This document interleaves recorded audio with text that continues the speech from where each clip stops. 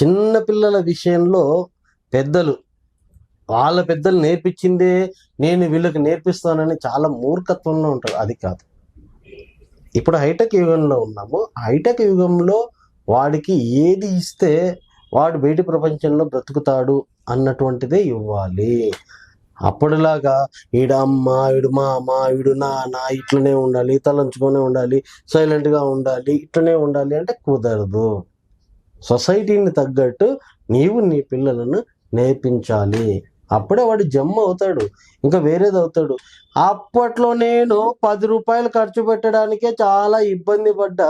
ఇప్పుడు నీకు 100 రూపాయలు ఇవ్వాల్సి వస్తుంది. ఎస్, అప్పుడు నీకు 10 రూపాయలు చాలా గొప్ప, ఇప్పుడు 100 రూపాయలు చాలా తక్కువ.